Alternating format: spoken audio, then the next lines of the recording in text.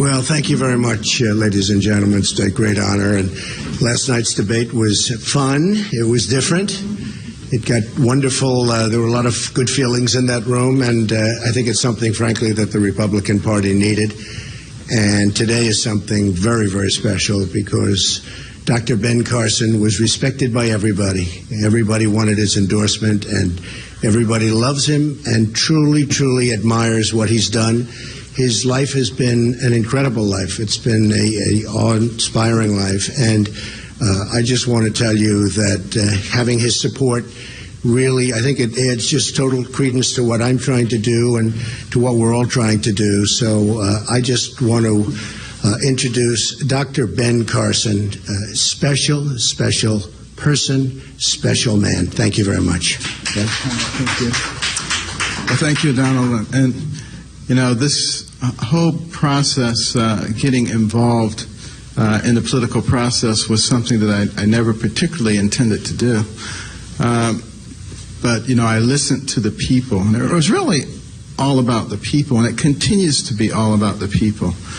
You know, it's not about the Republican Party or the Democratic Party. It's about the people of America. And what I have been seeing recently is political operatives and parties once again trying to assert themselves and trying to thwart the will of the people. I find that that is an extraordinarily dangerous place to be right now. And, you know, I want the voice of the people to be heard. I want the political process to play out in the way that it should play out. And, you know, I think the Republican Party particularly would be very wise not to adopt let's stop this guy and let's promote this guy policy, but rather start thinking about what are the things that are going to be helpful for America. Right now, you know, we're in a process of going off the deep end. We're going off the cliff. We're fiscally irresponsible. We're hating each other. We're destroying ourselves. A house divided against itself cannot stand. We're failing to take a leadership position on the world stage. Now, some people said, well, why would you get behind a man like Donald Trump? I'll tell you why. First of all, I've come to know Donald Trump over the last few years. He is actually a very intelligent man who cares deeply about America. There are two different Donald Trumps. There's the one you see on the stage, and there's the one who's very cerebral, sits there and considers things very carefully. You can have a very good conversation with him. And that's the Donald Trump that you're going to start seeing more and more of right now. And some people said, but, well, you know, he said terrible things about you. How can you support him? Well, first of all, we buried the hatchet. That was political stuff. And, you know, that happens in American politics. The politics of personal destruction, all that, is not something that I particularly believe in or anything that I get involved in. But I do recognize that it is a part of the process. We move on because it's not about me. It's not about Mr. Trump. It's about America. And this is what we have to be thinking about. I have found in talking with him that, you know, there's a lot more alignment philosophically and spiritually than I ever thought that there was. And he will speak to that. But, you know, that actually surprised me more than anything, because I do recognize how a person's image can be greatly distorted, having been the victim of that. I probably understand it better than anybody.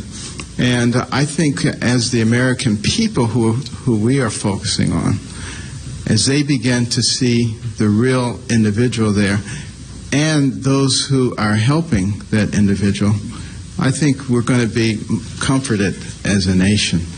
You know, we have to start working together. We cannot allow the agents of division to continue to separate us. As a nation, our strength is our unity.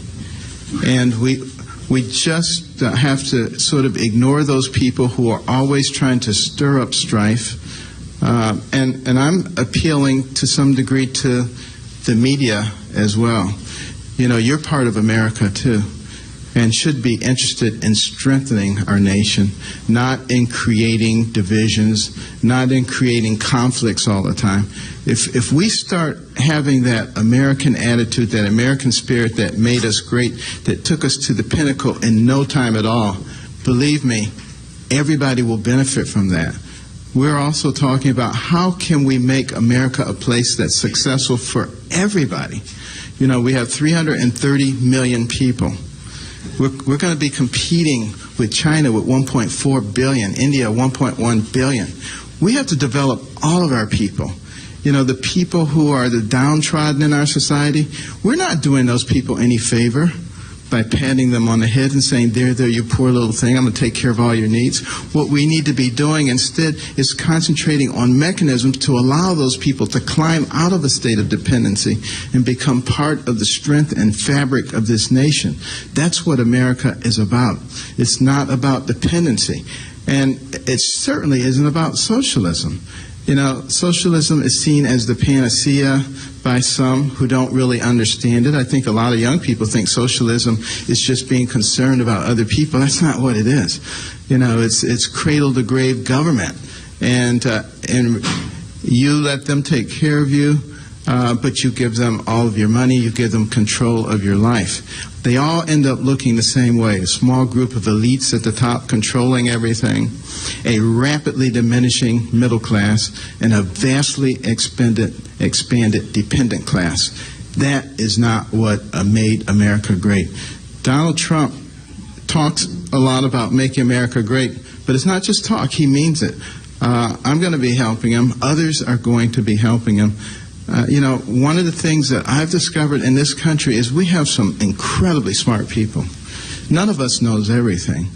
But when we begin to use those smart people effectively to accomplish the goals of America, you're going to see us once again begin to ascend to the pinnacle, to a much higher pinnacle than we've ever achieved before.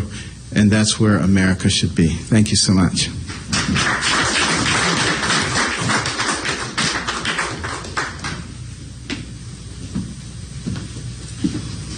Thank you very much, Ben. And Ben and I were talking lengthily yesterday, and it was an amazing conversation. One of the things that I realized is his great love is education. And he was telling me things about education, and it was so right on, and it was so good, and it's such an important element for our country. And I said, Ben, congratulations. You just have to get involved with us with education, because our educational system in the United States, as you've heard from my speeches, we're ranked at the bottom of the pack worldwide, and yet we spend the most money per pupil, by far the most money. It's not even close. Second doesn't even exist. So Ben is going to get very much involved in that, and he's going to get very much involved in health care, where he's an expert. And even during the debates, I'd always know Ben, when it came to health care and talking about health, Ben was in really a class by himself. So it's such an honor to have Ben. He's a friend. He's become a friend, and I really appreciate the endorsement, Ben. Thank you. Thank you. Any questions, folks?